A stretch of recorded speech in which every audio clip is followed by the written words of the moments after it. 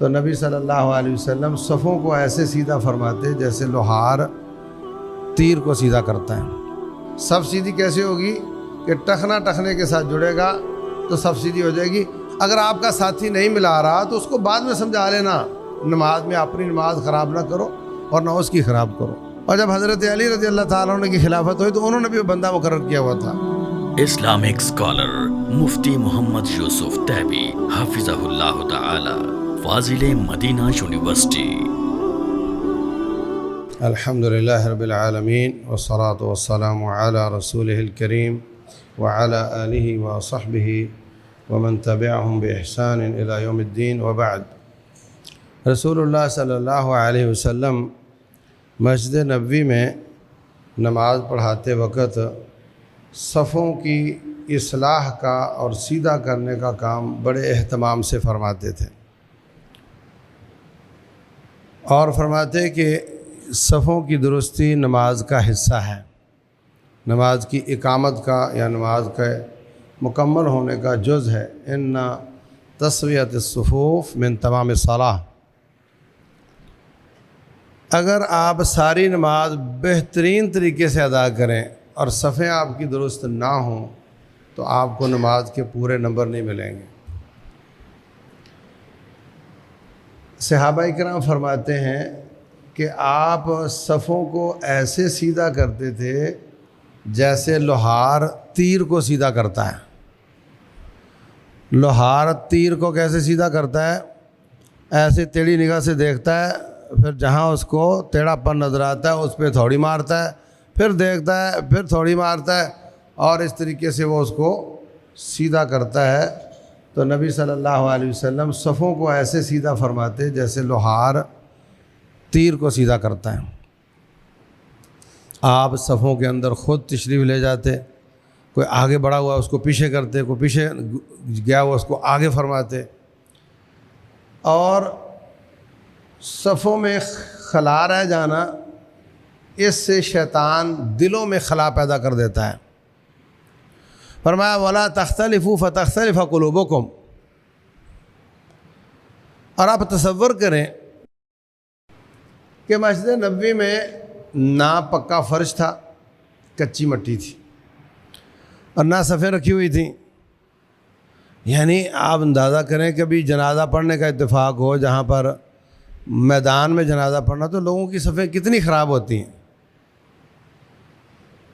لکیریں لگی ہوئی ہوں تو کافی حد تک بہتری آ جاتی ہے، تو وہاں نہ لکیریں لگی ہوئی تھیں نہ صفیں تھیں، اور وہاں 3 نمازیں اندھیرے میں ہوتی تھیں،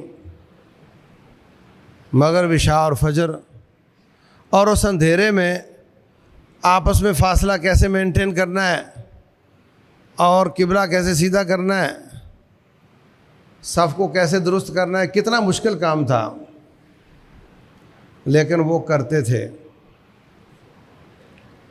اور اس کا طریقہ یہ تھا، کہتے ہیں كُنَّا نُلْصِقُ الْكَعْبَ بِالْكَعْبِ وَالْكَتِفَ بِالْكَتِفِ، ہم کندھے سے کندھا اور ٹخنے سے ٹخنا جوڑتے تھے تو ہماری صف سیدھی ہو جاتی تھی۔ اس حدیث کا یہ معنی کچھ لوگوں نے سمجھا ہے کہ ہم ٹخنے سے ٹخنا جوڑے رکھتے تھے۔ ہم نے اس کا معنی یہ سمجھا ہے کہ ہم جوڑتے تھے۔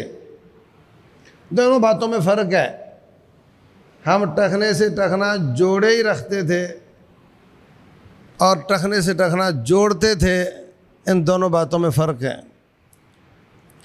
تو آپ کئی لوگوں کو دیکھو گے کہ وہ بیچارے مشکل ہو کر جیسے ساتھ والا سکڑتا جاتا ہے، یہ ٹانگیں چوڑی کرتا جاتا ہے اور اپنا پاؤں ٹیڑھا کر کے ٹخنا باہر نکال کے جوڑنا چاہتا ہے۔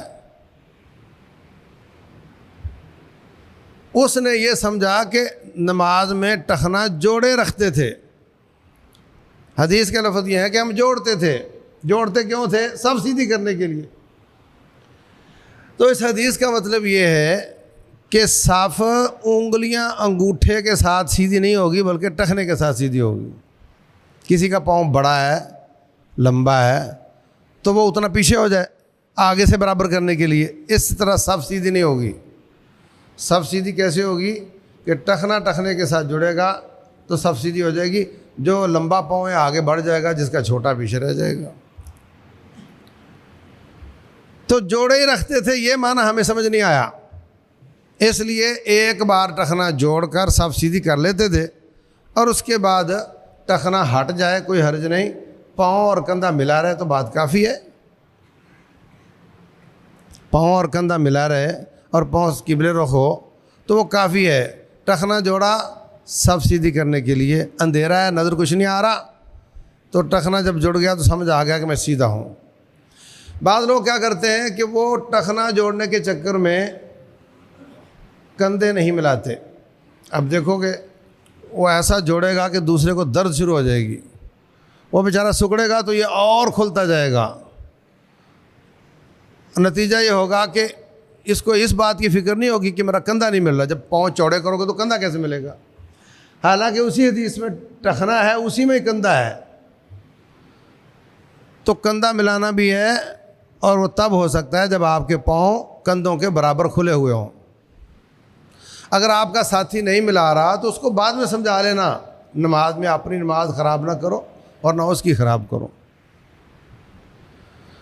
تو اپنے کندھے کے برابر پاؤں کھولو، کوئی ملاتا ہے تو اچھی بات ہے، نہیں ملاتا تو وہ گناہ گار ہوگا، اور اس کو بعد میں سمجھا دینا۔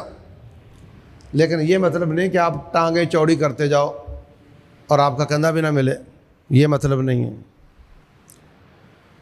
تو اس طریقے سے ابھی تو اللہ کا فضل ہے کہ یہ صفیں بچھی ہوئی ہیں، اس پر نشان بھی لگا ہوا ہے، اندھیرا نہیں ہوتا، راتوں کو بھی لائٹنگ ہوتی ہے، تو ہمیں اپنی صفیں درست کرنی چاہیے۔ یہ معاملہ دو لحاظ سے بڑا ضروری ہے۔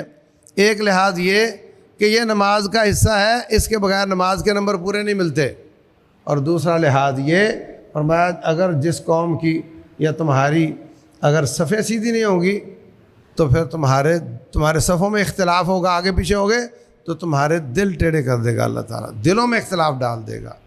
امت اسلامیہ کا سب سے بڑا مسئلہ اس کا شرازہ ہے، اس کا اتحاد، اس کا اتفاق، یگانگت، ایک قیادت کے تحت ہونا، یہ اس کا سب سے بڑا مسئلہ ہے۔ یہ نہیں ہے، یہ منتشر ہے، اور اس کے اسباب میں ایک بڑا سبب رسول اللہ صلی اللہ علیہ وسلم نے جو بیان کیا وہ ہے نماز میں صفوں کا مختلف ہونا۔ تو جب نماز پڑھیں نبی صلی اللہ علیہ وسلم حضرت علی سے فرماتے کہ تو جا کر مجھے رپورٹ کر کے صفیں درست ہو گئی یا نہیں ہو گئی، اور جب حضرت علی رضی اللہ تعالیٰ عنہ کی خلافت ہوئی تو انہوں نے بھی وہ بندہ مقرر کیا ہوا تھا، تو جاتا آخر تک چیک کرتا صفیں درست ہیں، کندھا ملا ہوا ہے، پاؤں ملا ہوا ہے، تو رپورٹ کرتا جی ٹھیک ہے، پھر آپ اپنی نماز کو شروع فرماتے تھے۔ تو ہر شخص کو اس بات کی ذمہ داری لینی چاہیے کہ اس کے دائیں بائیں آگے پیچھے کسی کی اگر صف غلط ہے تو وہ اس کی اصلاح کرے۔ یہ کام صرف امام کا نہیں ہے، خاص طور سے جو لیٹ آتے ہیں، جو جب امام کے اللہ اکبر کہنے کے بعد آتے ہیں، ان کی صفوں میں بڑا فرق ہوتا ہے، اور ان لوگوں کے پاس کوئی دلیل نہیں جو کہتے ہیں کہ ہر نمازی کے بیچ میں ایک ہاتھ کا فاصلہ ہونا چاہیے، بالکل حدیث کے خلاف ہے۔ آپ کسی محلے کی مسجد میں نماز پڑھیں، آپ کو نظر آئے گا کہ بیچ میں باقاعدہ فاصلہ رکھا جاتا ہے، اس کی کوئی دلیل نہیں ہے، بلکہ اس کے برعکس دلیل ہے کہ ہم کندھے سے کندھا، حضرت انس فرماتے ہیں کندھے سے کندھا اور ٹخنے سے ٹخنا ملا کر سب کو درست کرتے تھے۔ تو اگر ہم چاہتے ہیں ہماری امت کا شرازہ ایک ہو جائے، امت متحد ہو جائے، تو اس کے اسباب میں سے ایک یہ بھی ہے کہ ہم اپنی نماز کی اصلاح کریں۔ نماز دنیا میں کامیابی کا بھی معیار ہے اور آخرت میں بھی کامیابی کا معیار ہے، اس کی اصلاح کی ضرورت ہے۔ اللہ تبارک و تعالی سمجھنے اور عمل کرنے کی توفیق عطا فرمائے۔